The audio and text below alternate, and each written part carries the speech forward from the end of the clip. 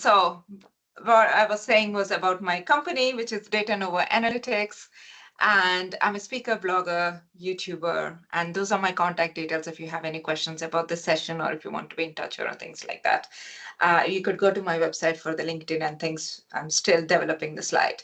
But anyway, today's session is all about talking about storytelling and bit of and Power BI as well. So this is not a demo focused session. This is very much like a quite theoretical session. And I know we already used 15 minutes, more than 15 minutes of time. And I may not be able to cover the entire session, but like let's see how we could go through. But however, I want to start the session on a few things that I believe in. And it is very important, especially when it comes to the design elements of any design. Forget about Power BI for a bit and look at it like as a design. So I think one of the important thing to think is this actually comes from a book that I'm going to talk about later, is like all artificial things out there are designed. Everything which is artificial is designed. So it's just makes you think about where we are, what is that we are talking about. And then that next that we could think about what makes a good design. Usually when I'm in a room or something, I usually ask this question saying look around you, think about yourself, what is that you come across something that made you feel oh, that's a fantastic design. And for myself, when I if somebody asked me that question, what is the good design item that I've came across in the recent years, I always say iPhone, because it's a phone that hasn't really changed massively in the last whatever years. It's because it's one of those design. It doesn't need a lot of explanation and all those things. It's very user friendly and things like that. And the entire the way of design of mobile, the touch screen, it's changed. Like before iPhone, mobiles were in a one way, and after iPhone, the entire mobile market has changed. The design of the mobiles has changed. So that is how I think is good design means. So good design is a revolutionary. And then we could go a step further, because what we do is we do data visualization and we do storytelling. So then I think we could ask ourselves, what defines effective data visualization? What do we call a really good data visualization? And if you want to make those effective, really good data visualizations, I think we all have to think like a designer. And that's when we could create these really good reports or any like a dashboards, whatever you call it.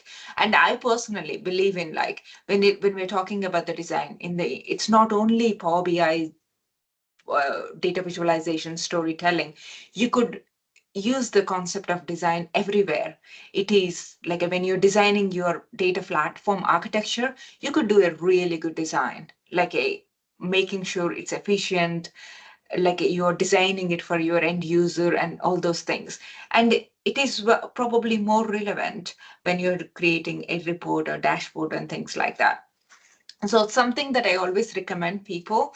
And most of the things that I talk about is kind of inspired by reading many things, my own experience and stuff. But if you are somebody really passionate about design, and this is my favorite book. I think I've read the book so many times myself, and I love rereading it because it makes me keep creative. I've kind of feel like that. So I would recommend this book. And this book, some of the things from this book we could actually adopt in our Power BI reports and Power BI data visualizations and the storytelling. And one concept that I personally quite like, and which is very relevant to what we do, is think about human-centric design. What, in a summary, what it means is when you're creating something for humans, all our end users are humans. So if you're creating something for humans, you have to think about, design it like a human-centered. So whatever you're designing, you think that you are creating it for humans make mistakes, humans understands things certain way. Human needs empathizing, human needs prototyping, human needs testing. So I think that is what human-centric design talks about. I don't want to go too much into details about it, but there is a lot of information out there. Just Google for human-centric design, and there is so much information, really good information out there. But there are a few things that I want to do mention from the concepts of human-centric designs is communication. Any good design needs good communication, and so does a good data visualization requires good communication. So before we even start looking into designing anything, first think about this communication.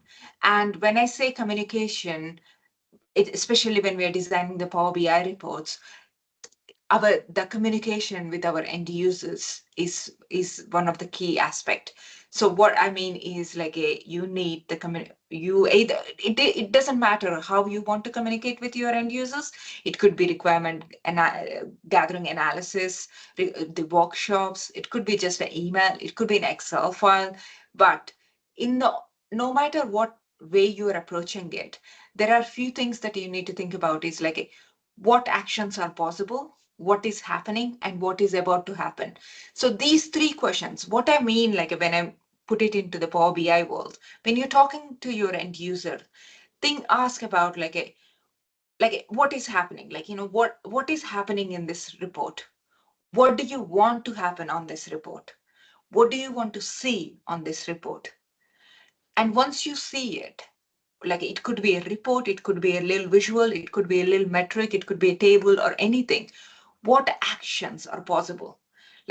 As an end user, what end user may see, may do, and also sometimes you need to ask your end user, what actions do you want to take from this item, this little visual or little tile or anything? And then we also have to think about what is about to happen. What end user probably potentially do from one page. If the end user sees a button on the page, end user would probably hover over it, end user will go and click on it, and then end user expects something. That is something that we think ourselves, but sometimes we need to communicate with our end user asking, okay, when you see this button, what do you want to do? When you see this key metric on the report, what do you want to do? What is the next action that you want to take from that? So when we approach our end users, when we communicate with our end users, like these kind of perspective, what it gives us is we will have an idea about how the end user is going to perceive what we are showing them, how end user probably, what kind of actions end user potentially may take from this report, or what kind of things that end user want to see on that report. So I'm kind of blabbering here, but what it means is basically you need a good communication depending upon whatever works for you. And when it comes to the communication, it is important to I think when we create reports, what we do is we always create reports by thinking everything goes smoothly. What I mean by that is we keep a slicer on a page, and then we think our end user obviously know where the slicer is, and our end user already know what to do with the slicer. We don't think, what if end user doesn't know where the slicer is? What if the end user doesn't know what to do with the slicer? For example, there is this new text slicer came. Everyone is so excited about it. I am very excited about it. But what if our end user doesn't know that there is a new text slicer? What if a text box, if they don't know what to do with the text box? So those kind of sometimes it's not about thinking the communication is all about thinking about everything going positively, but we also have to talk and think about what if there are problematic situations. And when there are, and also one other thing is, again, in the concept of the communication, is this, again, this concept comes from the book that I just mentioned, is affordances and signifiers. So I personally like signifiers. So if we go back to the same example of text, the new text slicer, is like if we have to think about what if end user doesn't know what to do with this report or this slicer, and what we do is we give them a little label saying, please use the text. I mean, I'm just like whatever works for it, but like you somehow tell the end user that this is a text box which you could use as a slicer. You could enter multiple items there and it helps you to slice the data efficiently. And here is a link to know more about it or something like that. So you could make it longer, shorter, depending upon your end user and things. But what we just did there is called signifier. One of the really good example about signifier is like you open it, you go to a door and there is a little symbol saying push or pull. Instead of having no symbol, you have a symbol explaining what you need to do with the door. Those are the call signifiers. So signifiers is a really good way to communicate with the user. So in summary, what it is important when you're thinking about human-centric design, think about human, you're creating for humans, and communication is the key. When we say communication, it is like capturing the requirements to actually giving the extra explanation the end user need on the report. So this set of slides actually comes from my full day session. So in the full day session, this part gets connected to the previous one, so it gets more connected. But I'm not sure that like if it has the same value here or not. Tell me in the feedback. But what I actually want to take from here to next is my 10 tips for the better data visualization. So to create this kind of human-centric designs and to create like this kind of a communication for end users and all those things, what I feel like is like there are certain tips that you could follow in Power BI to be able to create this kind of human-centric design and also use the signifiers and also to be able to communicate with our end users well. So considering time, I'm not sure how many we can do, but we will see where we land, and we'll see how many we could cover, and I'll try to cover as many as I can. So the very first one, goal, audience, and the distribution. So as I mentioned in previously, when it comes to the communication, like the report requirements gathering and all those things. So your report requirements gathering workshop or the template or the whatever that you use is what helps you to get this first tip. Is like what is your goal?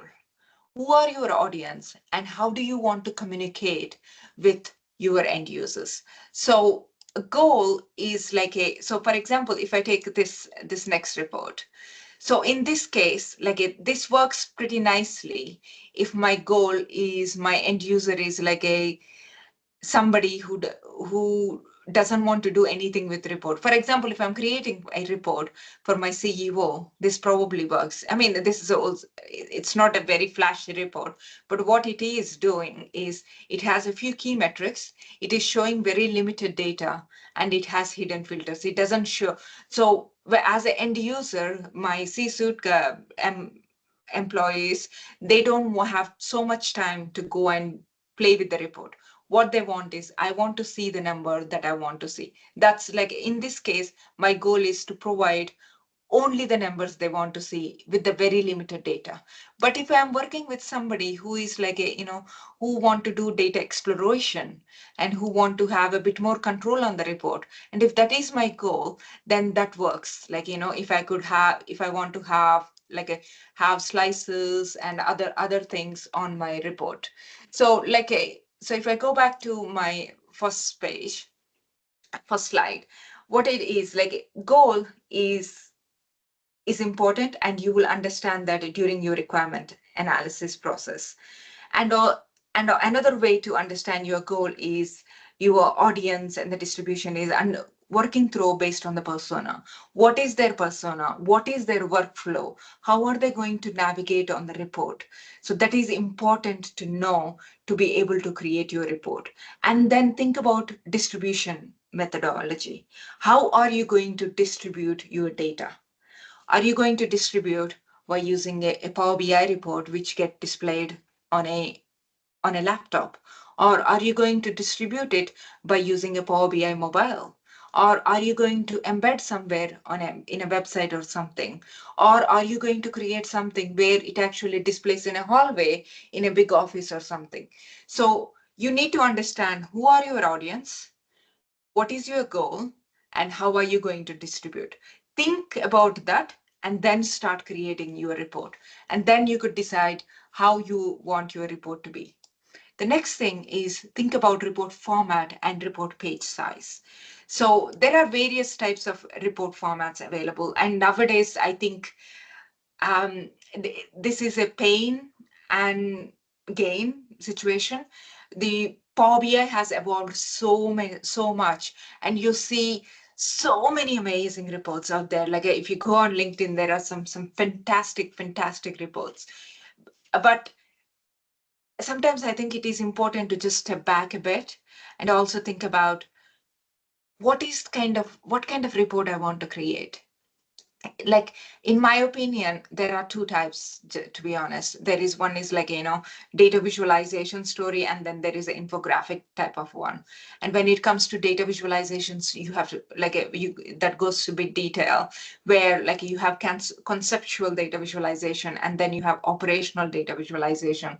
So when it comes to conceptual data visualization, what you're trying to do is you are helping your end users to understand the data in a glance.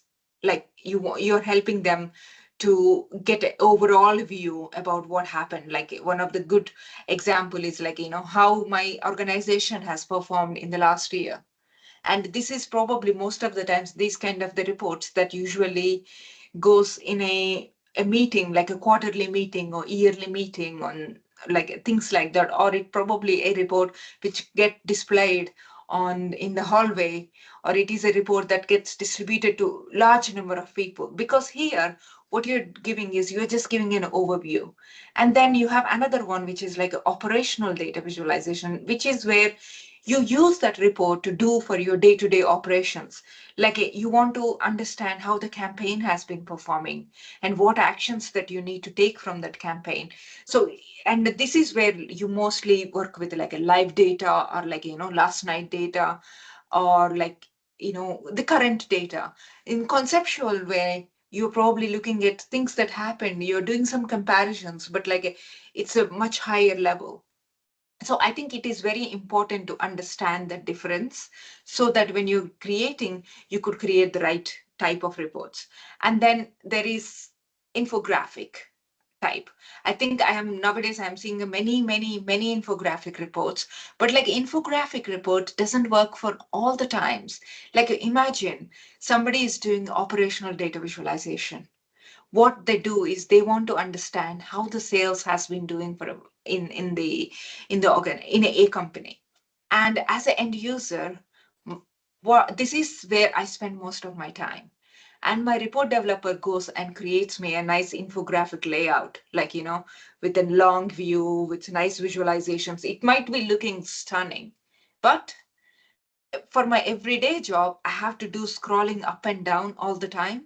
I'd rather have my report fit into a screen that I'm working with so that I could do my job quickly, easily, than having scrolling and all those things.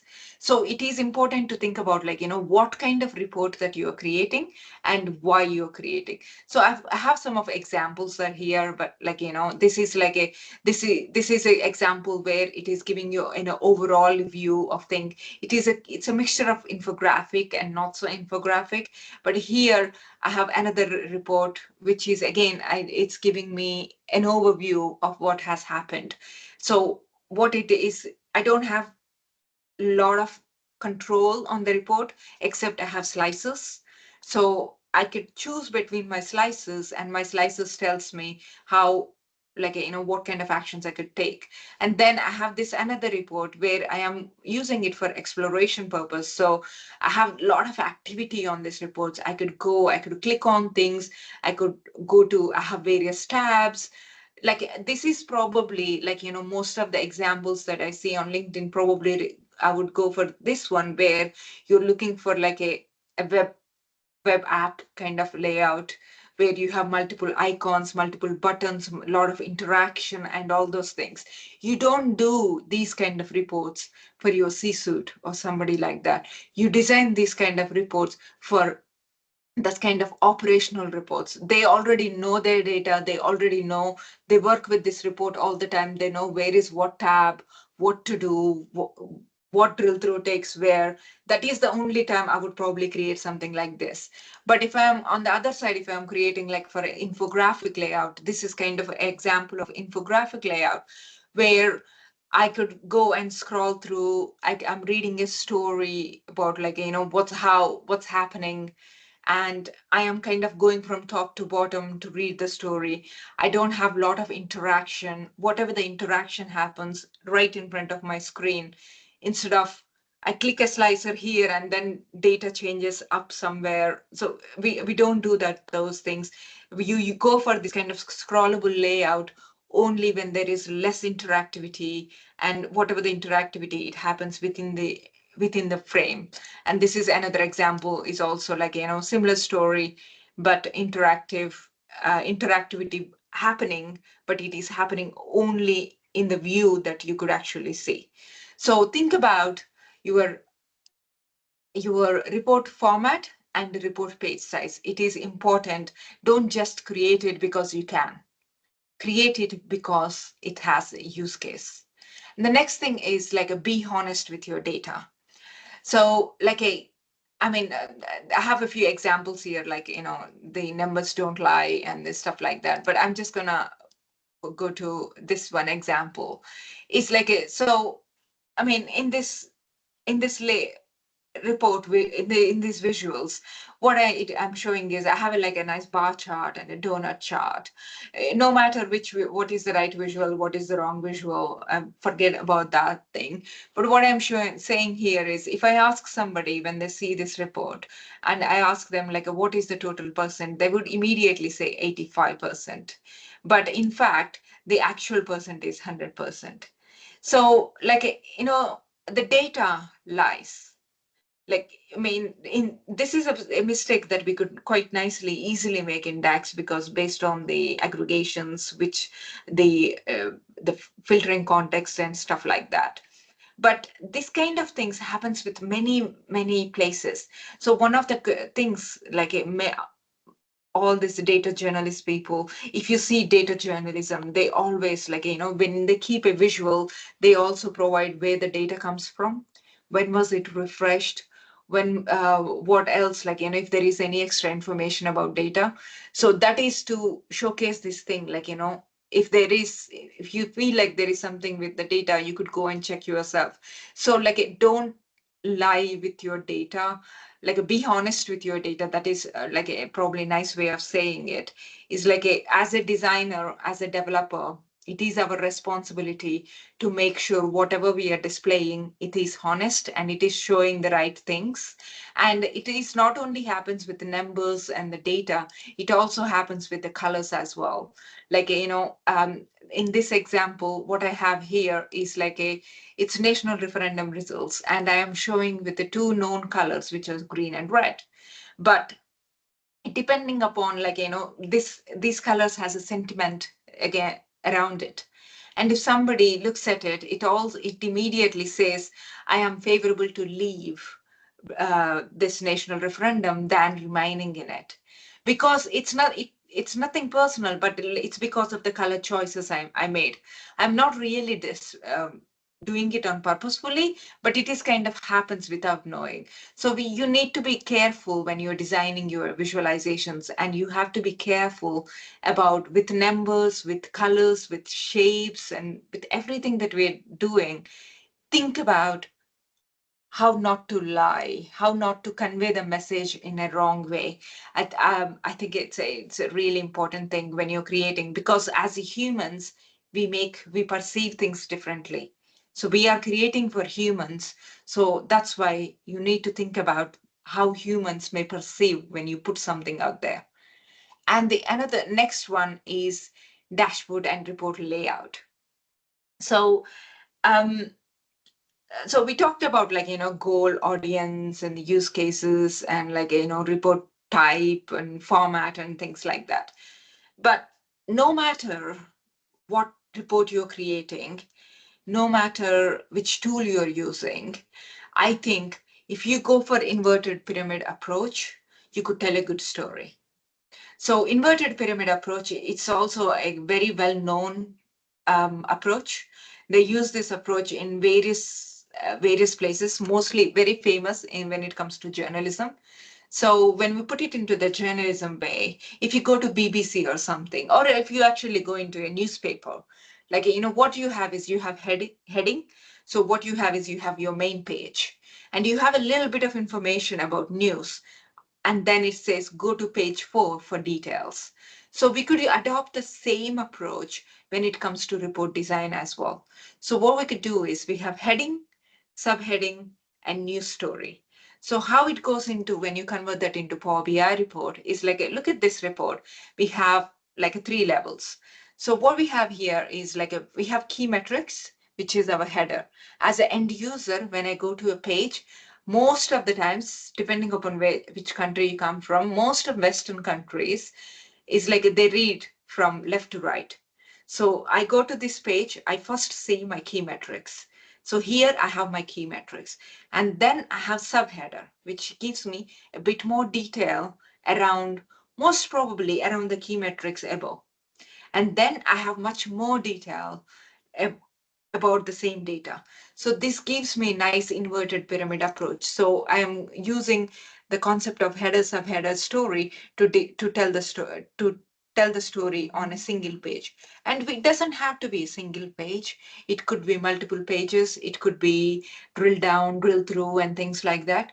But approach every single Power BI report that you create with the inverted pyramid triangle approach. And it doesn't have to be a single Power BI report. You could look at it from the Power BI app perspective as well. So if you are in an organization where you have multiple Power BI projects, multiple Power BI models, and everything is shared through a Power BI app. So your header is your Power BI app. And then you have your subheader, which takes you to various Power BI models. And you have detail, which takes you to your various Power BI report pages. And then you go into a Power BI model. And again, you could approach the same level. You have your header would be your landing page, and then your subheader would be the page which drills down to, and then detail. And then so basically you do that in inverted pyramid approach when you're telling the story. So for the end user, it is easy to understand because they are going from a level up to level down. So I think approach pretty much every reports by using the inverted pyramid approach. And there is a lot of information out there about inverted pyramid approach as well. And then the next thing is choose the right visual and the right measure. So, I mean, if you go back to the same report, the same data that I just showed you about national referendum results. So in this case, what I'm doing is I'm showing the data by using a bar chart, but with no labels. So I'm using the right visual, but I didn't add any labels. As soon as I add labels, it gives me a bit more sense. But when I have that information, sometimes we could say you always have to think about when you keep a visual, think about, is there any other way I could show the same data? Is there a better way to show it? Is there any other visuals that I could show? In this case, I could show with a donut chart because it's just two categories, and it would help me identify which what is low, what is high. But here the difference is so little, probably donut chart is not easy for me to identify. And actually I would just go with the bar chart because a bar chart helps me to understand the data very well. But again, if I go back here, let me go back here. So bar chart helps me to see there are many people, more people wanted to leave than remain. But again, the number is too difficult for my human brain to do the math myself. But if the number is smaller, then I could understand it better. So that's the difference between the previous one and this one, is because now I'm showing the same metric, but I'm showing a metric which is easy for my end user to understand. So for me, doing a math of this is easier to compare. Okay, 48, 51 is bigger than 48. I understand that. But previously, even though it's the same metric, but it's not created for my end user where it's like, it's not human centric enough. And then you could also use it. Now I could play with more visuals. Previously, when I worked with my donor chart, it was not that useful, because it's the difference is very little. But when I go here, now I'm using a different metric. So as a end user, I could understand the difference, even though if I'm using a different visual. But in this case, what is happening is I don't have, when I have a bar chart, it's very large and I may have space restrictions, something. And I could use something like this to explain, to go for a visual, but I'm using smaller numbers. What I would like, if I'm designing it for, I actually have that in a different slide, but what I would usually do is, instead of leaving it like this, I would actually add a bit of narration on the top or on the bottom saying, I'm going to these are the numbers and this is the difference. People want, this is the difference between remain and leave. So the end user doesn't even have to do that level, this maths as well. And we actually doing a bit of narration. So what basically the summary is choose the right visual based on your data. And then sometimes not just choosing the right visual is important. It's about showing the right metric on the right visual is also important. But at the end of the day, you have to think about it am I showing the number? It's not about just showing the number. It's about showing the number in the right format so that my human who is viewing it can understand it. So that's basically the story of this point. And there are a few rules that you could follow when you're choosing the right visual. One of the thing is choose a visual which tells the story, and also choose a visual which works for you. But three rules that I really believe in it is quintiles rule. It's used in the design world a lot. It's whenever you see a visual, once you created your visual, if you squint your eyes and look at it and see if you can see the goal of your visual. So in the report requirements gathering, we understood what is the goal of a report, a visual. And when you squint your eyes, you should be able to see that goal. Is my report, is my visual telling what I wanted to see? And the other thing is 5-second rule. Is you look at it, the 5-second rule could apply to the visual or a report page or things like that. Look at the report 5 seconds and what can you get in the first 5 seconds when you look at the visual or when you look at the report. So that is a very good way to understand, are you choosing the right visual? And the next thing is ask somebody else who haven't created the report, and ask them when you look at this visual, what can you see from this visual? A visual should be self-explanatory. They don't have to know the data. They don't have to know the domain. They don't have to know the industry they are working. They could just see the visual and say, I think that you're showing a pattern and the pattern is going up. But I don't know what data, which pattern is going up. That means then your legend is not your legend or your access labels or things are not working, but the pattern that you wanted to show is working. So that's a good way to understand choosing the right visual and things like that. The next important topic is the color theory. It's a pretty long topic, and I'm gonna try to make it quicker. So when it comes to the color theory, is in summary, choose the colors.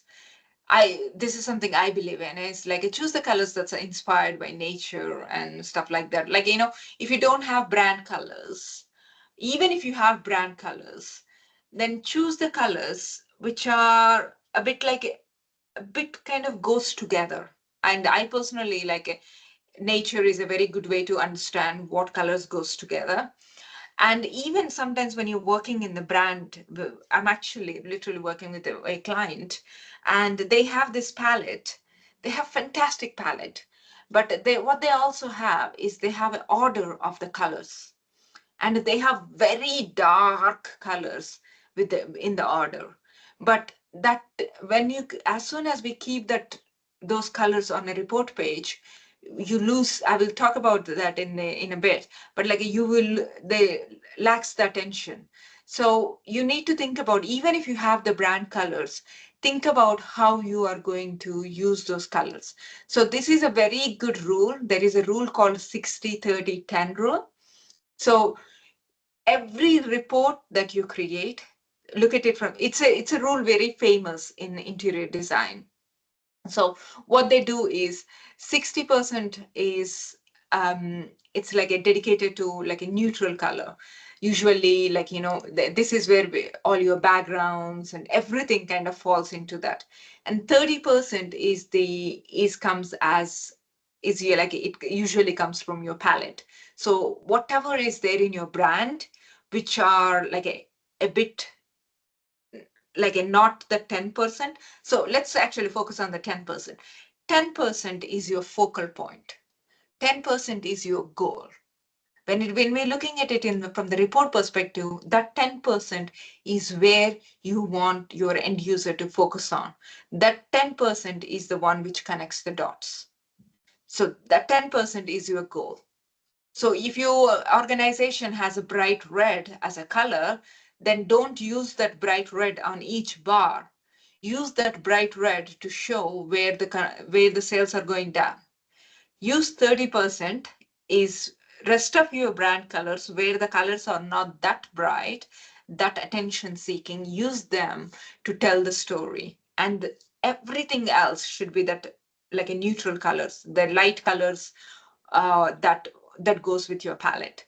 And also there are quite a few dark backgrounds and the things like that. But if you're not confident about your dark background, just use light background, because it just works. It's easy to use more colors on the light background than dark background.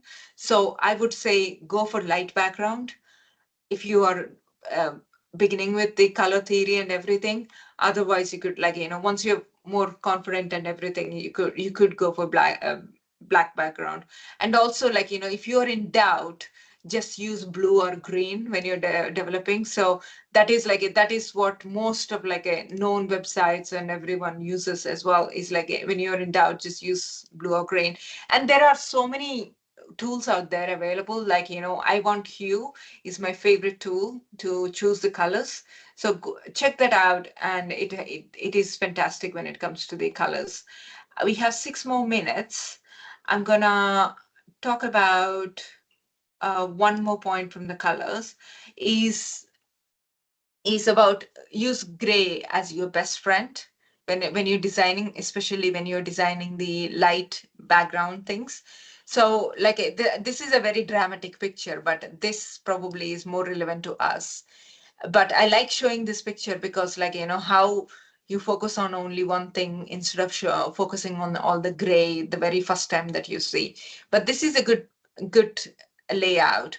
Here we are showing a lot of data, a lot of elements, but however, it is all blended out by using the gray. So use gray when you're in doubt to tell the for your neutral colors. Instead of using white, I would say use not pure gray, but a very light gray as your backgrounds, and it helps massively compared to just using the white background. And the other thing I want to talk about is add color to highlight a value. As I said, use color to tell the story. The 10% is your story. So use color to utilize it. Like, and I'm using here as an example, like, what's happening in this report is like, I'm using color to tell the story of, like, as an end user, ooh, let me see if this opens up. I'm supposed to open a link. But like, what I'm doing here is it's showing, like, as an end user, I could go and click on various color, the gas type, and that is my focal point. So I am using the color to tell that story. That is what I want my end user to focus on. And that's kind of what I am working on there. So what else that I'd really want to cover on? Yeah, let me briefly cover on the design elements as well. So in the signifiers that I mentioned in the beginning, like affordances and signifiers, and when it comes to Power BI report development, the signifiers are basically these design elements, if I be very honest. One is title. The next things are labels, annotations, menus, and tooltips. And they do make a huge difference when you're designing the report. For example, if I go back to the same visual, same thing, in this case, I'm actually using the right metric, and I'm also using the right visual and right colors as well. But however, it's not so right visual, because what if I won't be able to do that math that is happening there? But instead, what I could do is I could do something like this. Here, what I'm doing is I'm actually saving the space. I'm keeping the legend in a way where people can easily see, like, what is leave, what is remain. And I'm also doing the math for my end user already. So even though it may not be the perfect visual because it's not showing the comparison that easily, but I'm using a bit of a signifier in the form of annotation to help my end user to understand what's happening. And you could use that signifiers in so many places. Like, you could use them in tooltips, you could use them as titles, as labels, as groupings, and you could also use the signifiers with the backgrounds, and adding a bit of shading and all those things. All those extra little elements that we add on our page are the signifiers which are signaling our end users to basically, the signaling to understand the report better. So I think signifiers are very important. And the next thing I would probably say is think about less is more. You don't have to overcrowd your report. You don't have to have every possible fancy thing on your Power BI report. You don't need every exciting Power BI visual on your reports. It's okay. It doesn't have to be. What is important is, what is the user requirement? Who is your end users? How are my end users are going to get these reports? And are they getting the data? And then, yes, it is exciting to add those elements on that, give this really pleasurable experience, which is very important. But we don't have to add every single shadow. We don't have to add so many tabs, so many icons and everything on our report, because end user has to do so many clicks to get to to get to the point. End user probably doesn't want to do those many clicks every day on the report. End user probably wants to access the data quickly. So think about that. And yeah, less is more. That's something I covered. And then feedback, test, and performance. I think many people forget when it comes to Power BI reports is like I think that this is I personally I hate this fact that it's many people think oh, you are a Power BI report, you create pretty reports. That's not it. That's not the only responsibility of Power BI. It's not only creating pretty reports. If you have a fantastic looking report, but it doesn't give the right data, right values, your end users won't be happy. And you have a it really, really amazingly performing report. You click on it, the data is there, but it is not telling the story, then it won't work. So it like a designing and this report model developing, they both have to go in hand. If one works and the other doesn't work, it won't work. So like a feedback, test, check the performance all the time, and that is like really important.